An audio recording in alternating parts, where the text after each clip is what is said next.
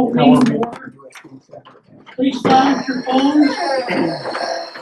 Please stand for the pledge of allegiance.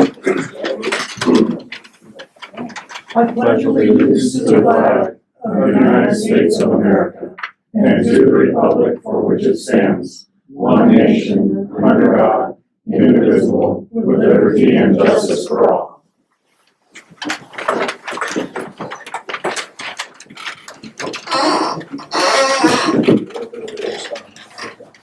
Okay, move on down. Water treatment facility, I'm gonna turn this over to Scott, or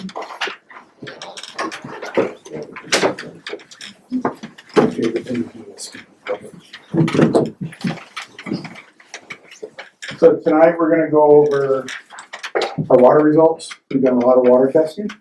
And there's gonna be a change in the way that the agenda is written. Amber's gonna go first with water results, and then Troy will talk about the water plant. So tonight, what the meeting is primarily about is to go over water results and then discuss the schedule on the water filtration plant. So Amber, are you ready? Yeah. It's all yours. I'll click it.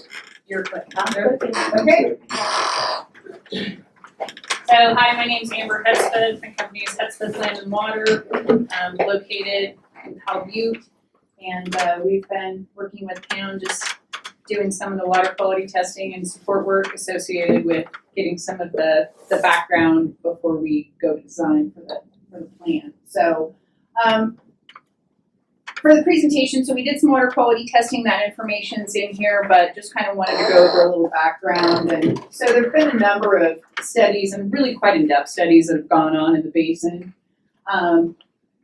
This one particular study had the nice map with the mineralization in the geothermal areas, and I thought that was important just to bring up for everybody that really, I'm not gonna read a lot of it, but I'm gonna read this one. The natural thermal water of the study area can best be described as relatively alkaline, mixed ion bicarbonate waters, typically of basin range, deep circulation, and fluid dominated systems. So essentially what that's saying is the water's hot, there's a lot of minerals to it, and the combination of those two things with the shallow water table and the oxygenation of it is what creates a lot of the issues for town, creating the alkalinity, the high pH conditions, and so that's what we have to work with. So we've got a couple of maps here, one just showing the spring system of the water coming into town, and then the location of the wells and the tanks across town. So what we have done so far as part of the background testing was to go to each of the operational wells and the spring that's being utilized by town now and pull samples from that. So we had some consistent baseline data analyzed at the same time, same laboratory, same tests for the engineers to start with and do their evaluation of for the evaluation of the system for putting the plant in. So a couple of things in reference to that, just with the water rights and laws. So I just wanted everybody to know, depending on your level of interest of this, and if you don't have any, I totally understand, because it's really not that much fun. You have to be science geeky for it to be a thing. But so for the water rights, the background of that is the 1909 Appropriations Act, followed by the 1955 Groundwater Act. So just letting people know that there are water rights for these wells. There's a system in place. Like all of these things are consistent and the rules apply for them. To further substantiate that, or to go to drill down on that, so we also have the Safe Drinking Water Act of 1974, the Clean Water Act of 1972. The Drinking Water Act of 74 is what applies to the wells and any surface water springs, and that was from that previous slide that are utilized for the. So these next couple slides, again, if folks aren't familiar with it, just wanted you to know that there are so many analytes and minerals that are and chemical compounds that are checked for as part of the drinking water standards. So these next, so we can flip through these next 3 slides So, flip back one, please. There were two slides that were the primary drinking water standards. Those are law and requirements that the water fall within those thresholds. This page is the secondary standards. The reason I wanted this to be brought up and discussed is because one of the major problems that town has with its water quality so far has been the issues that are brought on by the iron, the manganese, and then we've got the well with the arsenic in it. So two of the three of these are secondary standards. And the difference, the primary standards, if you think of that as those are things that are gonna make a person sick. Those are things that are a health risk. These secondary standards, and where the issues are with the iron and the manganese, are related to aesthetics. It's the color, it's the smell. It's what it does in a pot of potatoes if your potatoes turn black when you're cooking them from the manganese in them. It's what's happening to your toilet. It's what's happening to your sink. These are secondary standards. They're not that it's great, right? Nobody likes it, but we all had the discussion about was the toilet flushed or was it not? We can't tell by the way it looks. But it's a secondary standard. It's an aesthetic standard. And so it's not making anyone sick. The water is fine. So we have that substantiated further by the samples that we took.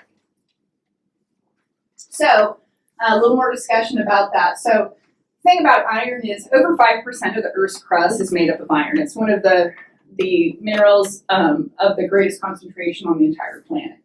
So this is playing a role not only in the aesthetics of the water, but the corrosion of the pipes, and not only of the town's water system, but of individual homeowners.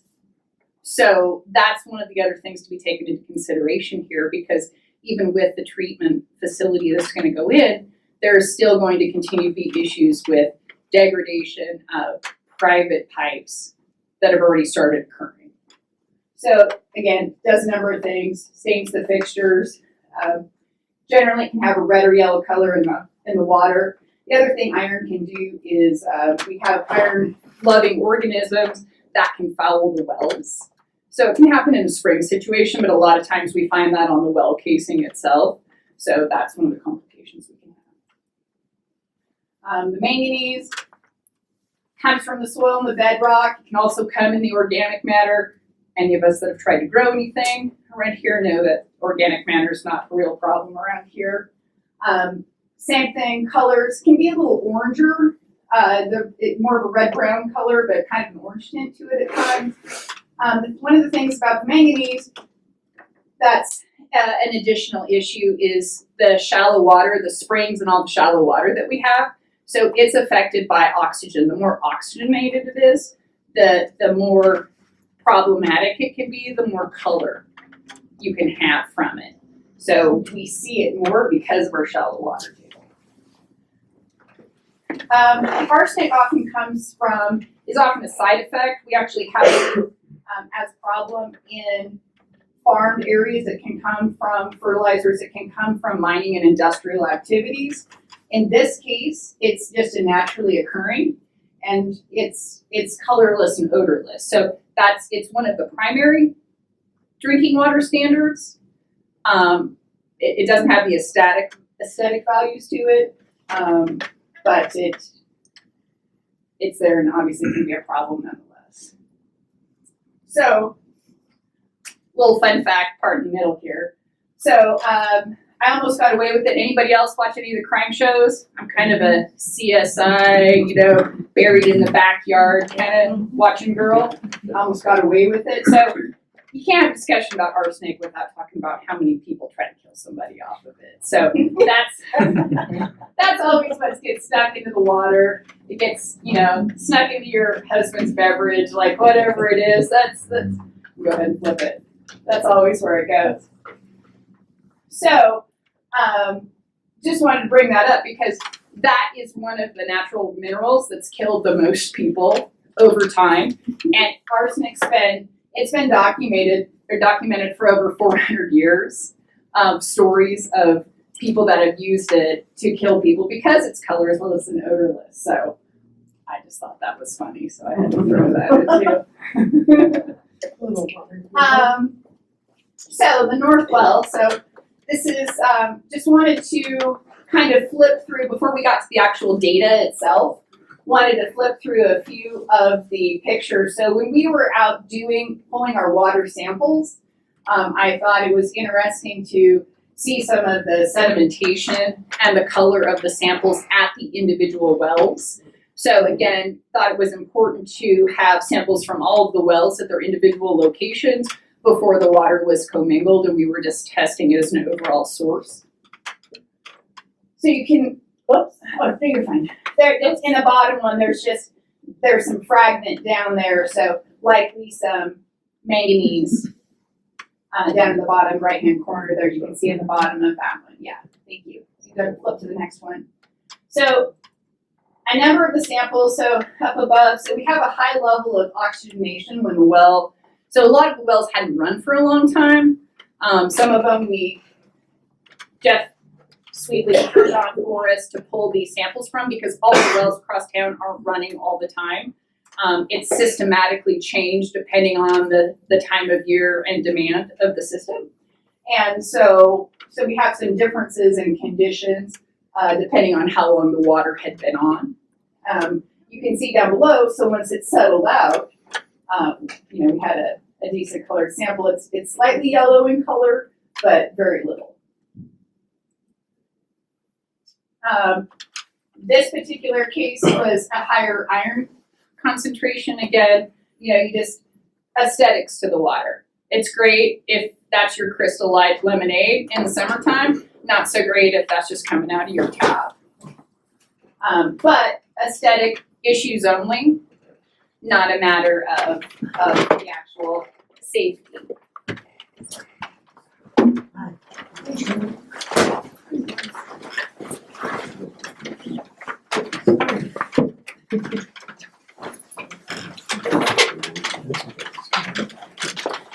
So this one was one of my favorites. It kind of, my description for it is if I mixed half a glass of Merlot with iced tea, that this was the color that we were going to get off of this one. Not that I'm going to drink that, but the water I would, the Merlot and iced tea. So, again, some of these had odor, some of them didn't, but it's more about just the aesthetics of it. Go ahead.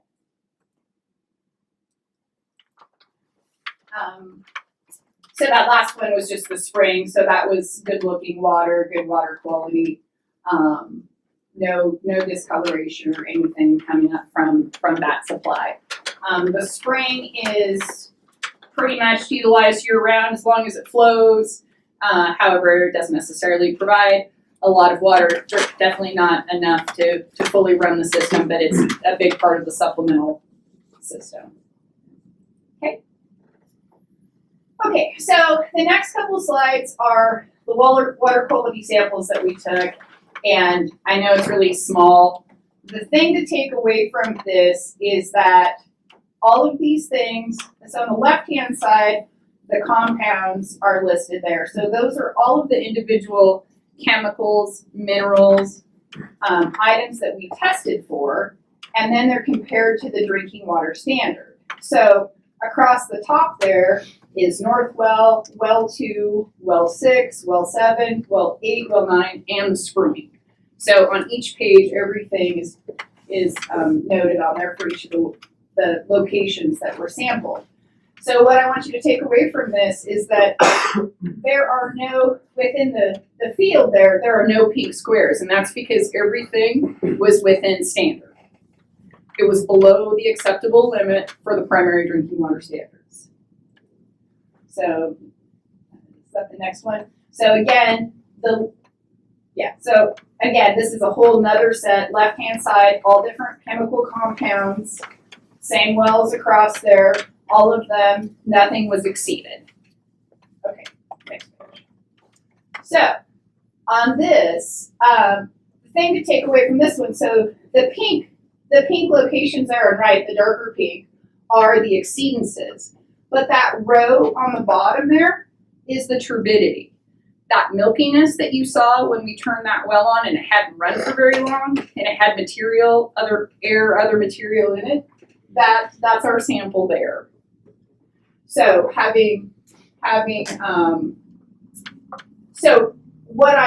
they're not, that is also a secondary standard. But I wanted to show it because that's where, within the entire system, the most exceedances were.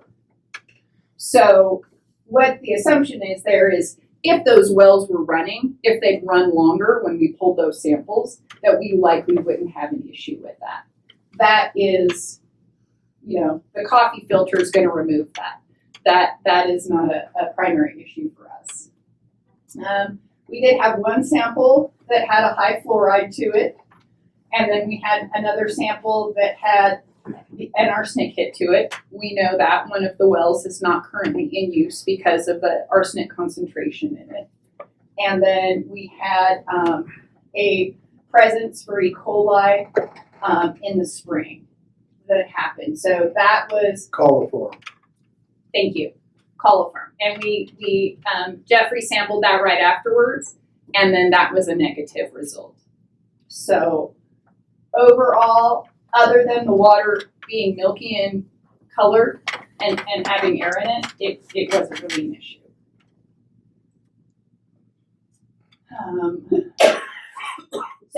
So based on the valley's history and the uranium mining that was done, we went ahead and did a panel as well to look at the radiology of the system as well. And none of those samples were above limit either. Go ahead. Again? Oh. Thank you. So just a few things about the water. So water within Lakeview is used for all three lines of service through domestic, commercial, and industrial use throughout town. We've got the groundwater wells. We have the wells that we use as well as the spring system that we talked about. There's approximately 3,100 users throughout the system. And the average water use, and that number is from a couple of years ago, so I don't know about anybody else, but other than what's happened in the last couple days, my yard was really getting dry, so I'm guessing that the water use numbers would be up a little bit from where they were, but that was the annual water use as of a couple of years ago. Wanted to have a little bit of a discussion. So this is a map. There's a series of maps, and I only put up the one page. Again, I know it's so small you can't hardly see it, but hopefully you can see some of the colors there. And so what I wanted to represent by that was these are the years that some of these lines have been replaced. And again, if we go back to our primary problems that we have, which are the secondary drinking water standards, the iron, the manganese, the arsenic. So remember that one of the problems with iron was the corrosion of the piping system. And so what I wanted to show is that even though some of the piping systems have been replaced, and each one of those colors represents a different year and pipes that have been replaced through town, that we're still going to have some issues because we haven't replaced all of the pipes through town yet, as well as folks at their homes within their system in your line that's behind curb line.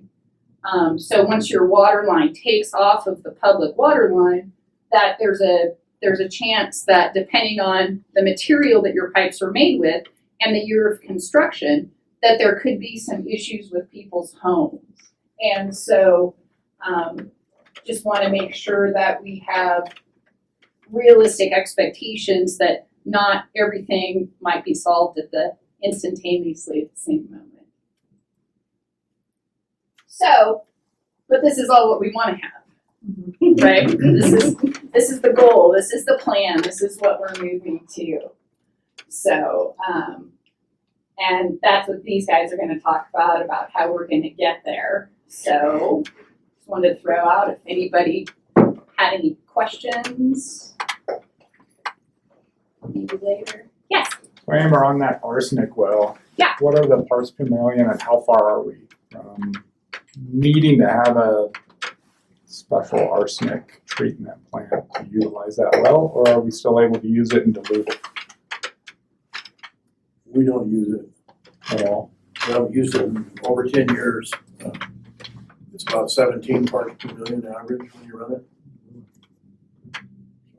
Which is We- pretty, Wait. We diluted it 20 years ago, when it was first put in place. That was all they had at Goldmore. We tried diluting it with town water, and then the level got lowered from to 10, and then we could no longer meet that, so we stopped using it and started giving all town water out there. So is it even a viable option? Sure, it can be treated. The same plant that's gonna treat the iron and manganese can take the arsenic out. Yeah, that's one of the things that Troy will talk about. They'll do some evaluation on it, but that's the good point to bring off of that is that these levels are not static.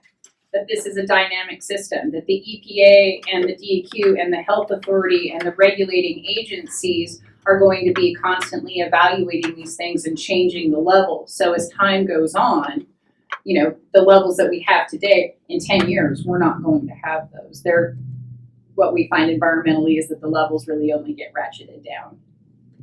So we'll have tighter restrictions as time goes on. Anybody else? Council, do you have any questions?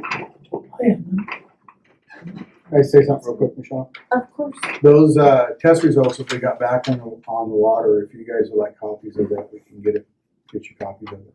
Just let me know, email me or call me or whatever, and I'll make sure that you get copies of those test results. Thank you.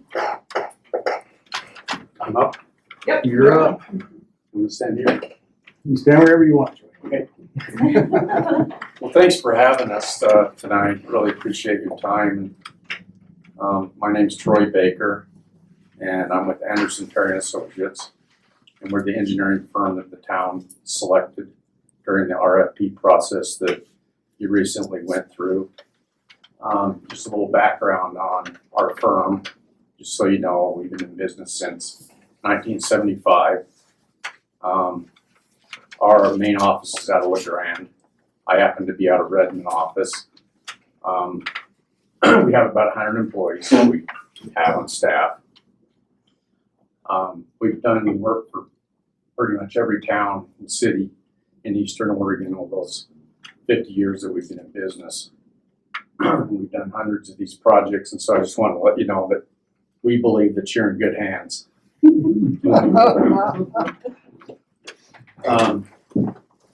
So anyway, with that, you can go to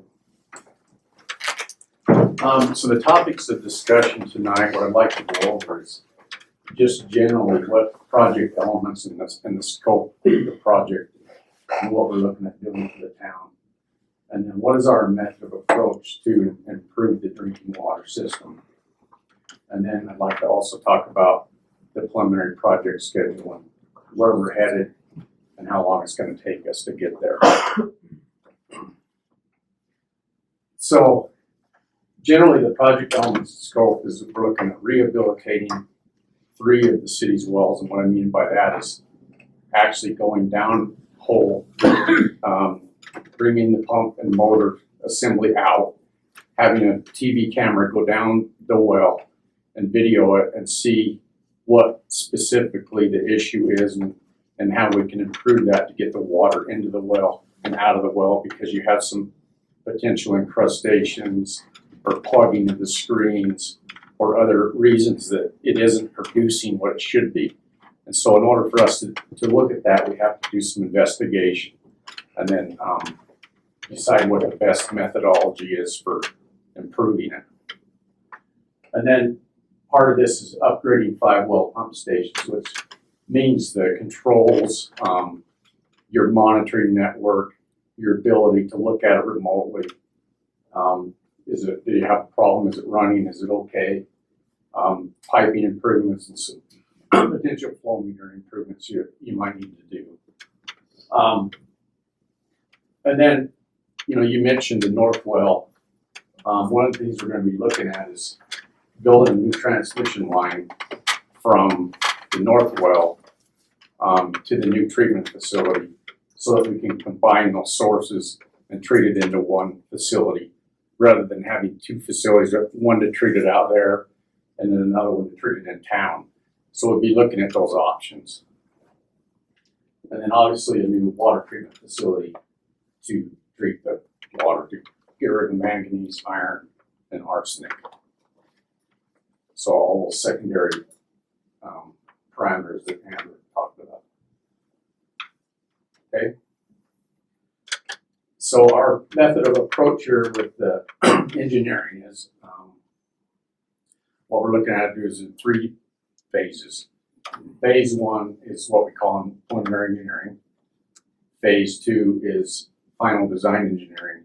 And then ultimately, we need to bid and construct the project. So those are our 3 phases, and I'll go into that a little bit. So in our preliminary engineering phase, we want to look at water quality data analysis. And basically what we're going to do is further do some more water quality data analysis to make sure that we understand exactly what the city's water contains, how much of the iron and manganese do we have, because it's very important for us to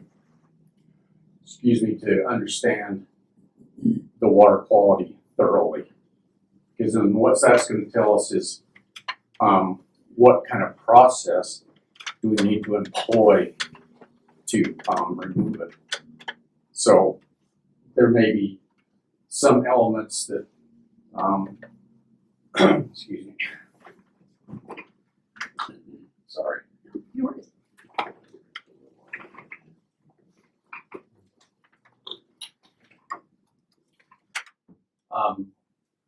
We just have to have a thorough understanding of water quality.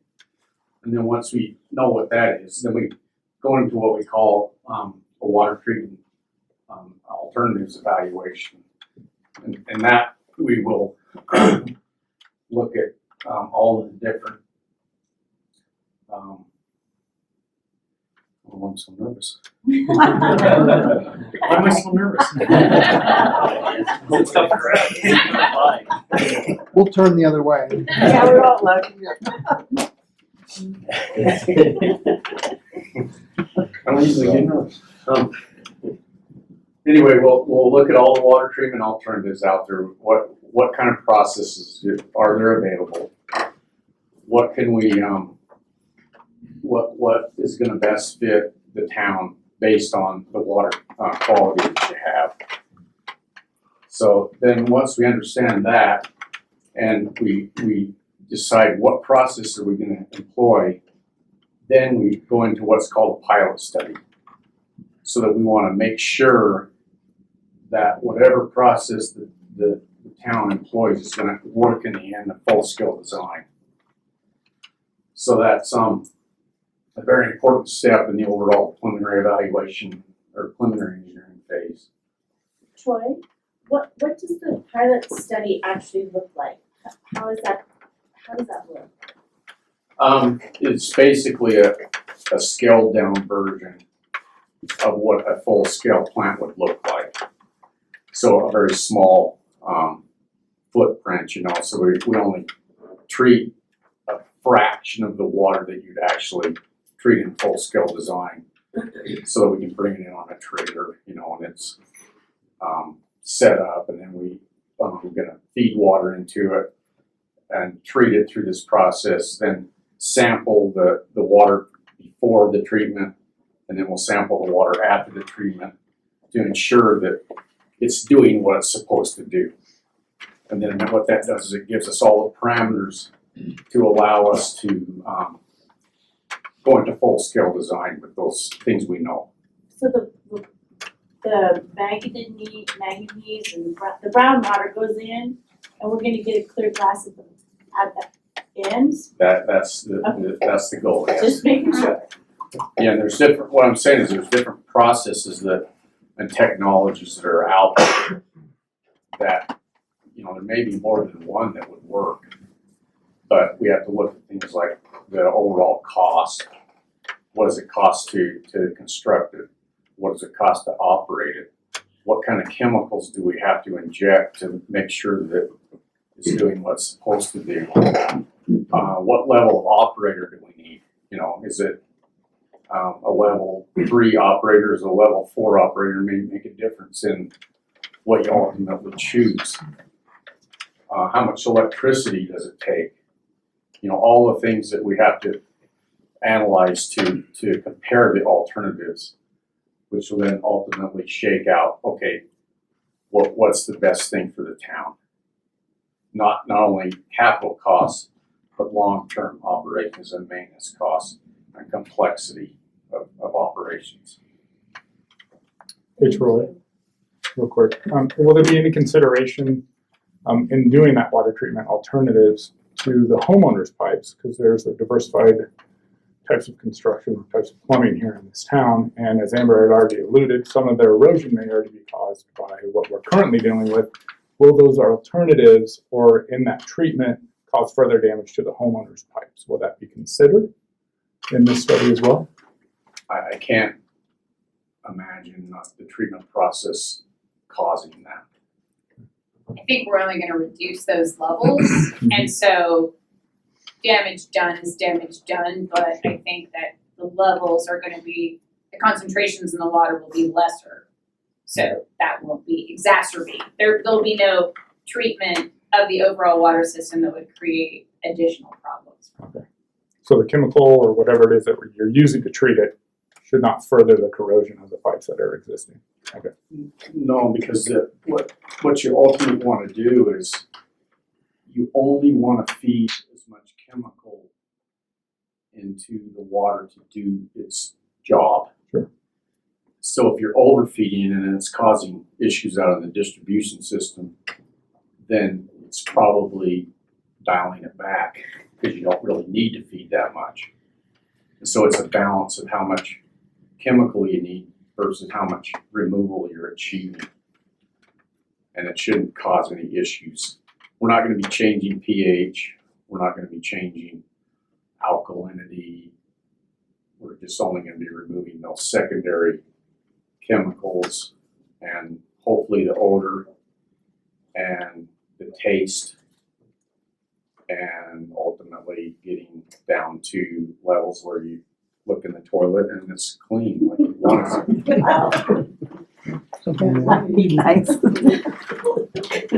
Be a miracle. I told these guys a story this morning. I stayed in the Best Western last night and I got there and I went to the I got to the bathroom and I looked at the toilet and I went, somebody already peed in here, I didn't flush it. And then I realized, this is why I'm here. Right? So the ultimate goal is, I told you guys I'm gonna come back when this is all done, I'm gonna look in the same toilet and if it's clean, I've done my job, right? So you're telling us we all gotta buy new toilets now? That's up to you.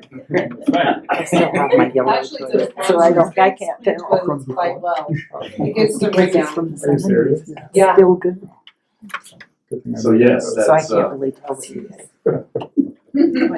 and once we go through the pilot study, then we'll go to what we call pre-design report, and that's really to kind of more cement down what we're gonna be doing with full-scale design. And then once we go through that report, then we can go into what we call 30% design. It's really just starting to put pen to paper on developing our plans and our drawings and our specs. So that then that brings us into the next phase, which is phase 2. See, that'd be you guys. Clean water. And that happens to be a photo of a project they did for the city of Vail, Oregon. They had the same issue. They had arsenic in their water. So that's a glass of water after we're done. Who's drinking? So anyway, the final design engineering. Then we go from 30 to 60 to 90 to 100% drawings. So there's a process that we follow to make sure that before we get too far down, everybody agrees that this is what it's gonna look like in the end, and this is, you know, what the plans are gonna be, and then so we don't spin our wheels, you know, have to make changes. So that's the reason we go through this process, is to be efficient in putting together our design and our plans. And so the town will be involved in that entire process from they're gonna be from in the preliminary engineering from the get-go all the way through this whole process. So that everybody's on board. And then we have to put together bidding and contract documents, which is the documents that, you know, we ultimately go out to bid and get a price from a construction contractor to construct the improvements. And then technical specifications, which describes all the technical aspects of the materials and the equipment, etc. So that's basically the blueprint that the contractor has to follow to construct it. So that is really kind of develops the quality of the materials and the quality of the equipment, so that we make sure the town gets what they want in the end. And then we go through approvals of regulatory agencies like the Oregon Health Authority, the funding agencies, etc., to approve the final design and plans and specs. And then any permitting that is required to construct it. And then once we get to that phase, in phase 2, then we can actually advertise the project and put it out to bid, award it to a construction contractor, complete the construction. So you advertise your bids, you open and evaluate those bids that you receive, and then you ultimately award a construction contractor to a contractor, and then you complete the construction, and then ultimately you flip the switches and you test it, you make sure that it all works, and then you tweak it to get it to where it needs to be. And the training goes on to with the operator in the city or the town.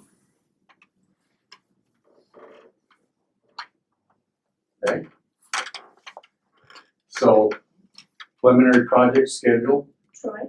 Yes. You have a question? I'm sorry. I'm sorry, I thought you were done, but I did have a question because No problem. you said at the beginning that you have to do the quality data analysis of the water. How, is what Amber done meet that requirement, or do you start over with your own?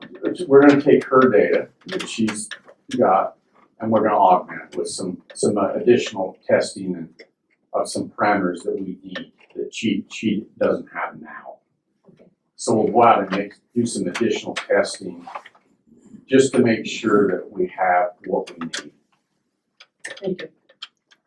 Excuse me, is the goal of the water after the plant's built through the pilot study and then at a larger scale, is it just visual or is it also taste? It's all those things. It's aesthetics, it's odor and taste. That's what we're going to be targeting. So we want it to be clean, clear, and we want it to not smell, and we don't want it to taste. Thank you. Us too. Very much so. So that's our goal. And hopefully we can establish what we need to do in the pilot test. That's what we'll be doing there. Yeah, so we're anticipating from start to finish, this project's going to take about 3.5 to 4 years to complete. So by the time we do all the preliminary engineering, we do the final design engineering, and we ultimately put it out to bid and get it constructed, we're looking at, we're in April 22 now, so March of 23 to finish phase 1. And then it'll take us another about a year to actually do the design and get it through the regulatory agencies, approved, and then ultimately out to bid sometime around March, April 24th. And that'll be about an 18-month construction time frame. That's our preliminary schedule we have outlined right now. Some of the issues like we talked about today with meeting these schedules is, as you all know, unless you know you've been living under a rock, I guess, that there's a lot of issues with delivery of equipment and materials right now. There's issues with getting enough help with construction contractors. The prices are very high. So we're going to be doing our best to help mitigate that through some creative, hopefully some creative ways to minimize that impact. So, any more questions? One question. Sure. At what point can your firm and the town and people who live here know whether the budget that we have, the $15 million that that we're set to receive from the state, at what point will we know whether that's a sufficient amount of money to build the system that we need? Well, that's all, and I didn't go into those details, but that's all part of our process as we move forward. Because the last thing we want to do is design something that you don't have enough, We can't afford. you can't afford. Right, yeah. So what we do in this whole process is we do cost estimates as we move along. Right. And then we adjust the design to hopefully help match the design with the budget. So we don't get to the end and go, oh, we got a $25 million project here, but we only have $15 million to do it. Now what do we do? Right. So Well, there's a lot we're of trying to get ahead of it, Although some, you can design it, but you're not the contractor and you're not the materials supplier, and we don't know where inflation's going to go. Right. And it could be less than 15, but it could be more, materially more. I guess we'll have to deal with that when we get there. My question is more sort of when will we know? I mean, is it in a year when you've kind of completed your design that we'll be able to put a pin in it and say, it looks like we're going to go a little over if things stay the way they are, or Yeah, we should have a lot better feel for that once we run through the preliminary engineering phase. Right. Because that is one of the reasons we do it in phases, is for that very reason, so that we make sure that we all understand what we're doing before we do it. So we don't get the cart before the horse. Right. A lot of that too, Mike, will happen bid time.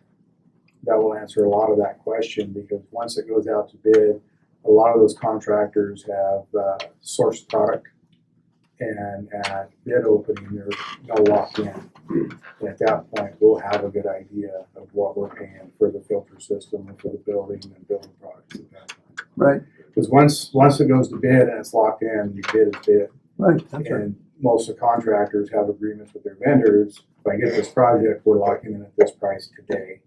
And that's when a lot of your question can be answered. I completely see where you're going with that. We've already cut $2.6 million out of this budget in the very beginning, right when it started, because of cost of goods, transportation. Right. So that is something that we're going to be watching very closely, is the cost of this project. There are methods of bidding that can help bring you into budget. So there's things like you can do what they call additive alternatives or deductive alternatives from a bid. So you establish those up front, and you bid it with these alternatives, and if the town has enough money to add them, then you add them. Right. At the time of award, or even after the award, and you get the construction started and you realize, okay, we're gonna be okay, now we can award them later. Or you can deduct them and just deduct it out of the bid to get you into budget. So there are some creative sort of methods that are used to help control that. So, but right now it's really difficult to estimate projects just because of, Inflation, yeah. I mean, it just is what it is. And I've been upfront with everybody that we have 15 million. We have not even one penny over 15 million, that's what we have. And so we're gonna need to make it work however that works. If we need to take some of the things that we have in the phases, and we'll just have to take that out because we have 15 million, that's it. And the priority has to be the water treatment plant. I mean, that's what the number one priority that we have to have in the town, right? And these other wells and things that in the rehabilitation, yes, those are important, but that may be an opportunity to do those in a deductive or alternative, and the town deals with them now, and maybe you just do it in phases, but we have to get the plant built. In this process, you mentioned something about the pipes in town, in the water. If there's any money left over to help people with replacing some of those pipes, maybe you thought about that? I don't think the grant will allow us to do that. Okay. We're very regulated on how that money can be spent by the state of Oregon and the government. If there's money left over, the plan that Troy and I have talked about is water main replacement of old leaky water mains that we have in town. But as far as that, the town will be looking for grant opportunities that we can put out to the public to help the homeowner. We've seen a few, but they've come and gone after we found them. So as we look for grants for the town, we're also going to be looking at grant opportunities for the homeowner. And as we run across those, we will post them on the town's website and put them out on Facebook. We can't apply for those for the homeowner. They have to apply for those themselves. Yeah, I understand that. But we're going to try to push as much information out to help the homeowner and the public as we can. Scott, could there be an option for community members to be able to fill their water dispenser bottles directly at the plant rather than having them purchased from Clown Falls? It's a possibility. We haven't looked into that, but that is a good possibility. And that's something I'd have to talk with Troy. Having the what now? Sorry? Having filled with water bottles at the plant. And that's another thing we'd have to talk with OHA about to see what the legalities and what Oregon Health Authority will allow us to do at the plant. Oh, okay. Like the 5-gallon water. Gotcha. Yeah, that would be, depends on how it's regulated through OHA, if we'd be able to even be able to do that. But it's definitely something we can look into. The spring would make more sense than the treatment plant. The spring, I don't think needs to be treated. I think it needs to go into the tank. Yeah, it's not going to the plant. It is going staying directly into the tanks. The water comes out of our spring is really good water. Really good water. Does Maybe we don't have to do that after. Maybe it won't be a concern. Well, the pipes from the curb to the house, that might keep it a concern. That would be a concern. Does the grant have any time constraints? Yes, it does. That's actually a really good question. Yeah. We talked about that today in our meeting, and we basically have to have everything wrapped up by September of 2026. Yeah. Because the final payment of the grant has to be finalized. Final payment has to go out no later than December of 2026. So, and that was a concern that Troy and I talked about, and the whole group that we had about 15 people today that we had a meeting with, including Business Oregon. That was a huge concern because of material availability. Yeah. You order something, they tell you it's going to take 18 months. You have till the end of the 26 to get this built. So we have 4 years, 3.5 years at this point. We could have a problem. So that's, there's a lot of pieces to this that have to be watched closely. Budget's one of them because of inflation and the cost of goods. as you know, Mike, you've got a business in town, it's hard to guess what things are gonna be 2 days from now as far as price goes. And so that's one thing that Troy and I are gonna work on very closely is availability of product and budget. So yeah, it is a concern. You know, it sounds like a long time away, December of 2026, but it's really not when you're building a project this size. And just like for an example for us, you said you had a similar project in Vail. Did you meet the same timeline for that project, or did it go over or under? No, we met the timeline. But that was before COVID. That was before all this mess. So we didn't have those delivery issues and we didn't have the price issues, you know. The last thing Troy wants is me jumping up and down on the desk when I know like that. And I think for us as citizens, the last thing we need in our town is an unfinished project. Another unfinished project, Right. exactly. So we're here to ensure that doesn't happen. And we have spoken to Business Oregon about that concern because of availability of product. Right. And there is not, at this point, the amount of money that was released for different projects throughout the state, because everybody's going to run into the same issue. There has not been any concessions for material delays, but they're hoping, they're not saying it's going to happen, but they're hoping to see that happen as we get closer to that December 2026 deadline. Because all that, as you guys know, that was a lot of money that the state released for these projects, and everybody has that deadline. It's not just the town of Lakeview. We all have that December 2026 deadline. So we're all going to be fighting for materials. We're all going to be fighting for transportation contractors. Well, one of the suggestions that I'm gonna do, that was made by Business Oregon, was to reach out to our senators and representatives to ask that it be considered to extend that timeline based on supply and distribution and demand. So I'll be reaching out to our representatives and senators, writing them a letter saying there's a concern already. Because it literally will take an act of Congress to change the timeline. So I'll be working from that perspective and point of view while Troy and Scott work on, pushing the project continually forward. What's the penalty if we don't finish? Whatever money we haven't drawn by the December 2026 deadline, we can't get a hold of. So it's So not if the project's not complete, there's gonna be a huge issue. So fun.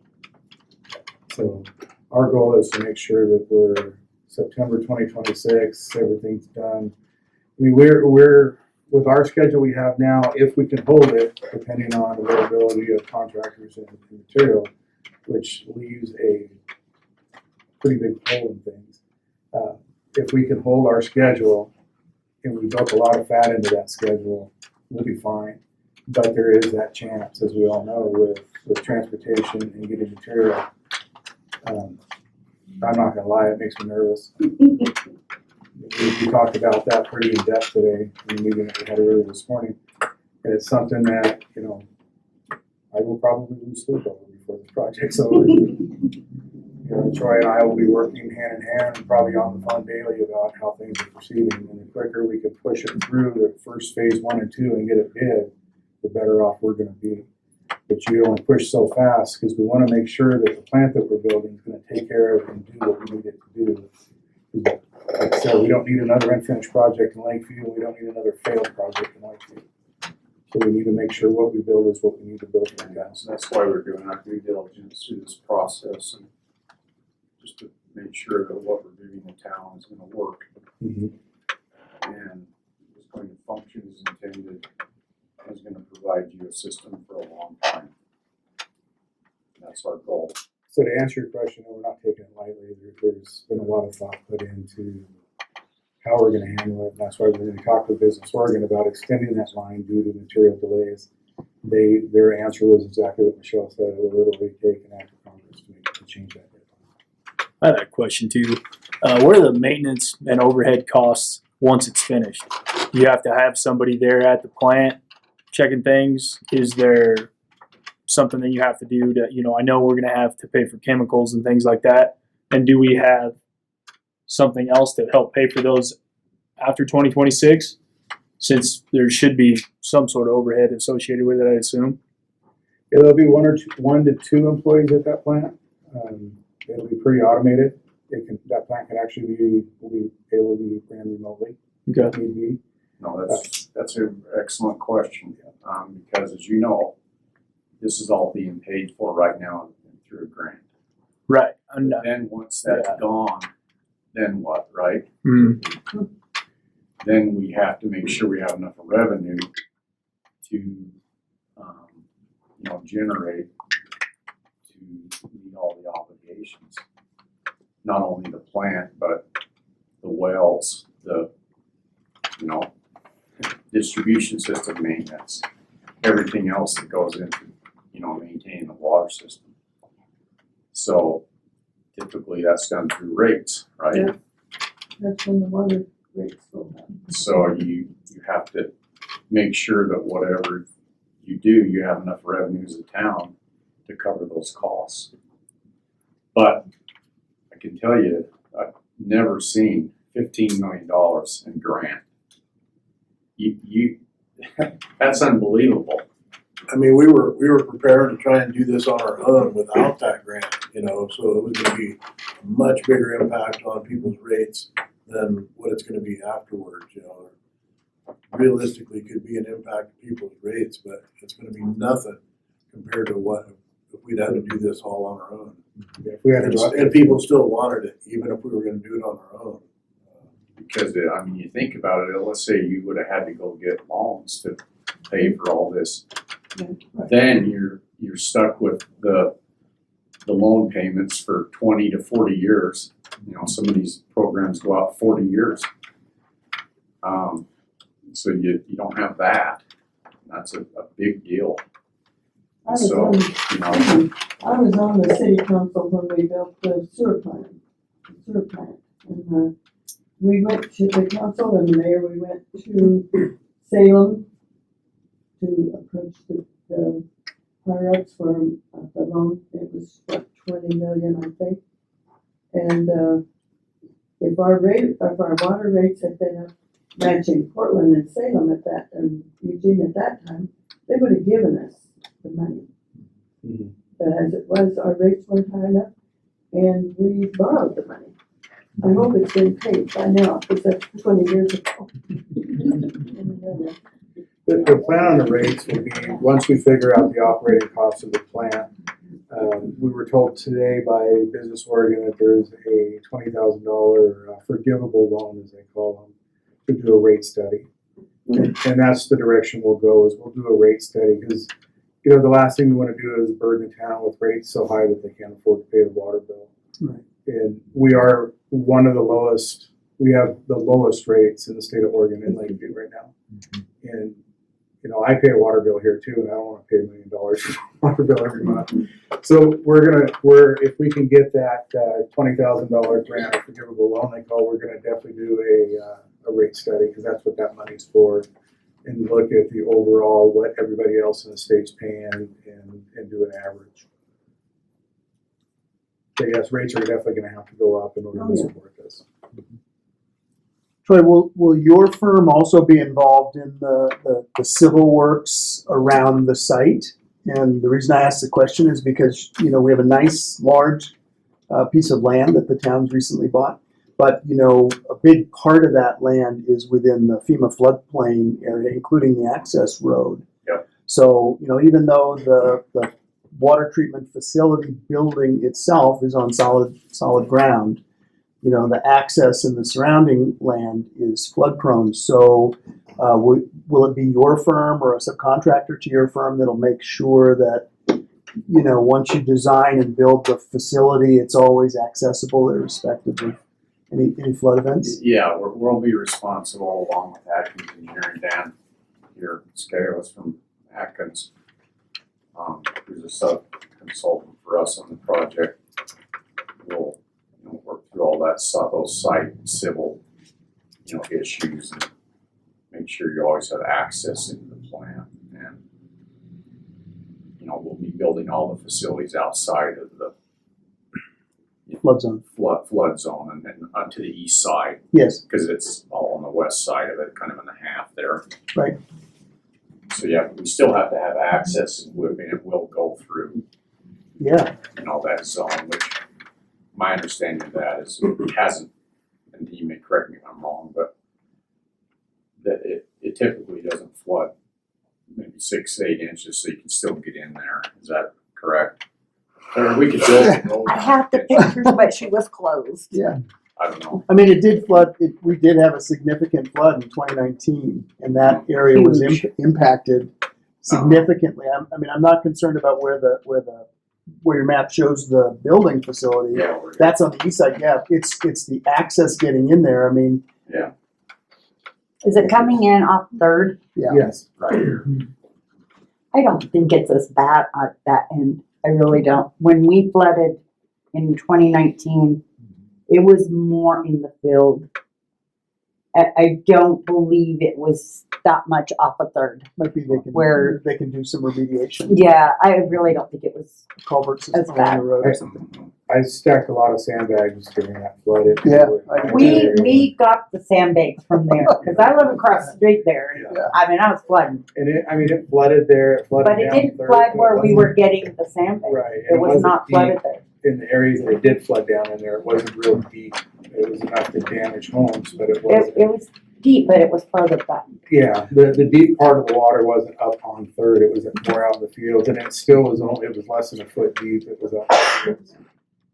We just wanna make sure that at the start of the project, we don't realize that, we've got the wrong piece of dirt, or that we need to recite this, 6 months or 12 months down the road, because then that will change the civils and, the contract bidding and all the rest of it, and it'll involve delay. Certainly that'll be all part of our 30% design phase. Right, good. We'll take a look at all the site constraints and make sure that we get access that is usable under those conditions, Yes, sir. Just from an emergency management point of view, it would be good to loop in probably the county emergency manager. To take a look at that. I know during that one flood that was in question, Roberta had water running across it, and the power station that was there on Roberta was inches away from having water into the entire facility. Okay. So It's a big you're in a floodplain there. On the north end of it, there is a large ditch. Even though there were lots of sandbags being piled there by a lot of the folks that were working on it, there was still water that was going over the top of it. Oh yeah, I came Down across. this way. Yeah, That's and that was great. nothing compared That's to where I some of was. the past flood events that we've had back Okay. in the 70s, the 80s. There was a number of pretty severe floods where. That's what that flood control structure. But we have the dam built too, The coffer dam. Right. Yeah. and that has helped a lot. That's stopped a We just lot. want to loop in the emergency manager so he's aware of, what you guys are trying to do. And I think what we'll do is we'll build this area kind of up so that it's elevated somewhat, so that if you do get flooding in there, it hopefully doesn't flood out Isolated, your treatment facility. Along with access. Yeah, That's a good point. so we can mitigate that, I think, by just the design.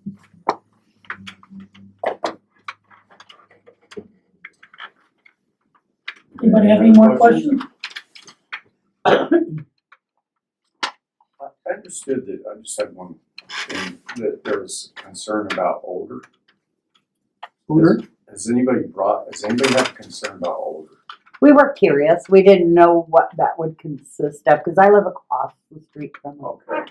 We talked a lot about that Yeah. land meeting. I just wanted to address that because there's really nothing that we'll be doing at this facility to create odor. I mean, it's water, potable water that we're treating. If it was wastewater and you had headworks and that kind of thing, it may be different. But in this case, it's really all kind of enclosed in pipes. And we will have, a pond that we'll have to construct at some point to get rid of backwash.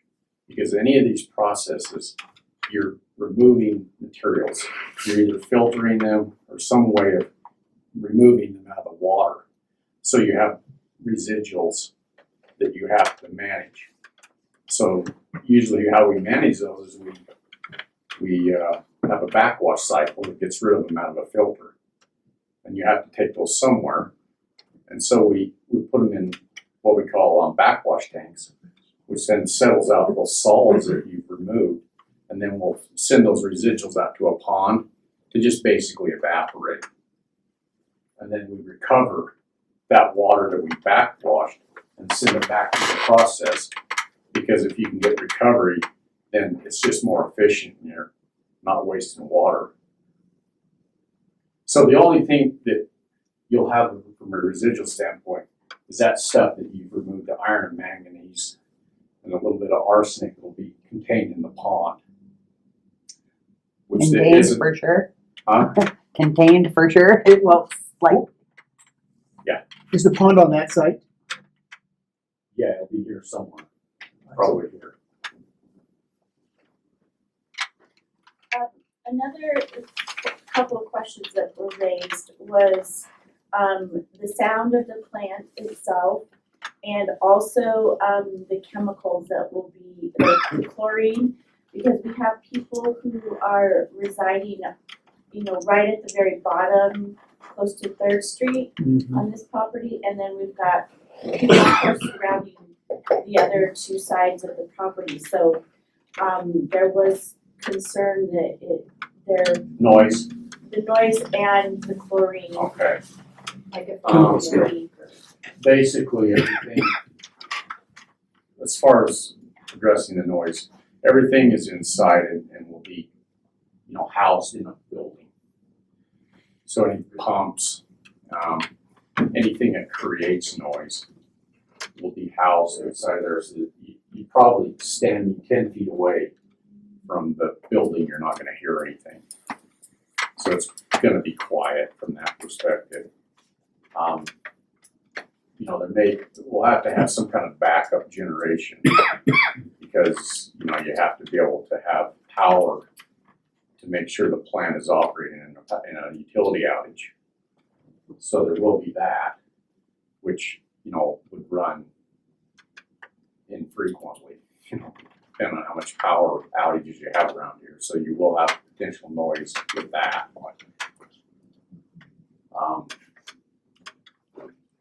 So yeah, there's not really any issue with that, I don't think. And then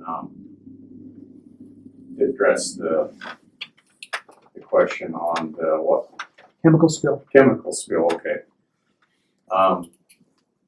We'll be probably generating chlorine on site.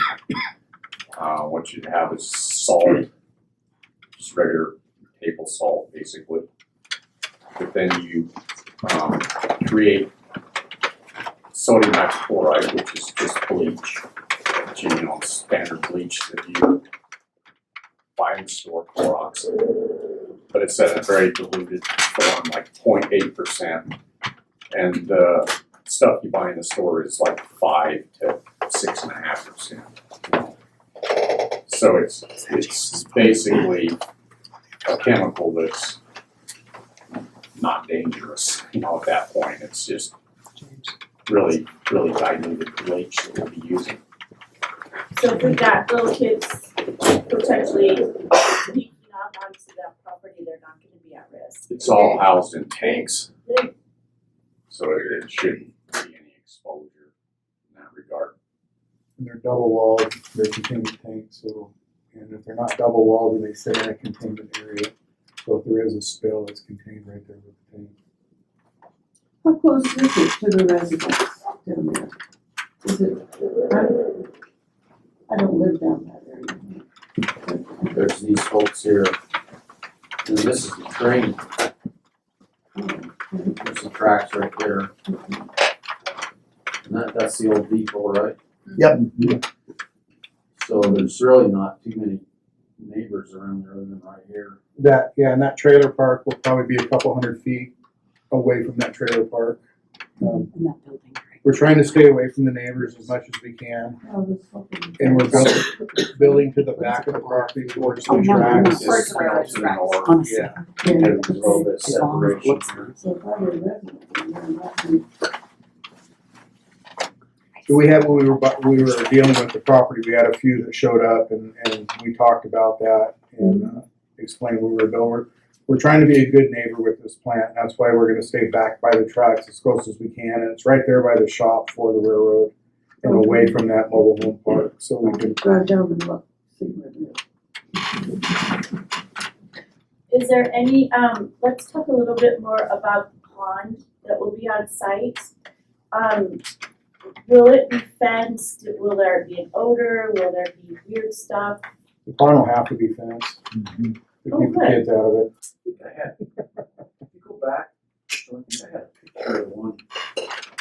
Do I have one of the over a little bit? See, that's where we want to get to is the ribbon cutting. Yeah, I know. Look at 4. Okay, so that kind of gives you a view of what Vales looks like. It's a nice looking, pre-manufactured building. And like I say, it has the backwash tanks of the brown things there. And then the pond is right That's there. that's the pond. Yeah. So it's lined and it's an evaporated pond then? Right, it's just a It's line not- and it's nothing seeping into the ground? And it, like there, you can see it's lined with an high density polyethylene liner. Could it be potentially sent to the? And that's where the residuals ultimately end up, is in that containment area right there. And then this plant's been operating since 2018, I guess. And they never had to do anything with it. It just evaporates out. Right. And there's no odors. And you walk out there, Scott's been there. Yeah, I went and looked at several of these plants with Troy. I looked at Pineville, I looked at Vale. I've been in the one at Dillard, I've looked at one at Wilsonville. I've done a lot of research on these plants. And I was actually really surprised on how low the noise level is. And outside of the plant, there's no odor at all. No, there is nothing to have odor. And even in the plant, there's no odor, even with the Chlorine. self-generated chlorine and all that, because everything's contained in tanks and pipes, and That's nothing true. really comes out. I was pretty impressed. Do you think where I live, I won't hear? Yeah, you can't hear anything. If you can hear it from your house, I'll buy you dinner for it. Okay. Sure. Oh, geez, how about here? That's in the notes. That's what? That's in the notes. Oh, okay, yeah. Cheryl's dinner. That's right there. It's on record. Well, I'm Trying to holding make you to me your cook 10 it. feet, Feel so. my food. You what? I'm holding him to his 10 feet, so. So I don't think noise or odor is an issue. I think the loudest plant I was in actually was Ben's new plant. They have a membrane plant because they have a surface water plant instead of a groundwater plant, so it's a whole different process. And the loudest noise in there is the water running through the plant. And But you even can- in that plant, I've been there and you can't, the minute you walk out of the door, you can't hear anything. No, you can stand in that plant and have a conversation just like we are with just a little bit of an elevated voice while the plant's running full blast inside. So it's, the noise is really a non-issue with these new plants. There are things you can do to reduce noise. Oh, yeah. Insulation, that's one. Well, these buildings will definitely be insulated because of where we live. Yeah. So it'll be an insulated building. And if you Anybody put, have anything else? so I was just gonna say, if you notice that little, well, it's kind of a green, Oh, this right here? that's the generator set for this particular facility. Even when that's running, it's in a sound attenuating enclosure and there's really, it's not objectionable at all.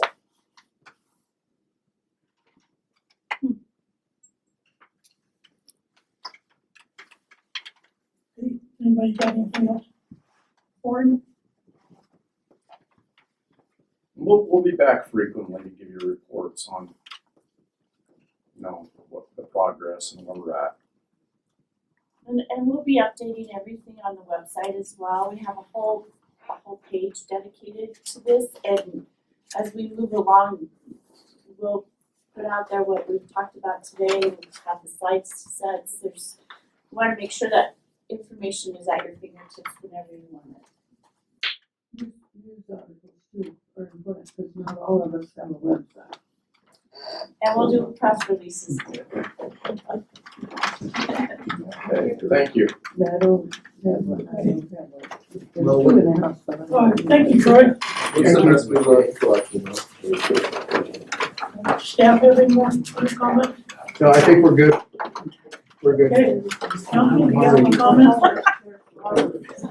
Okay, hearing none, we'll adjourn the meeting at 6:15.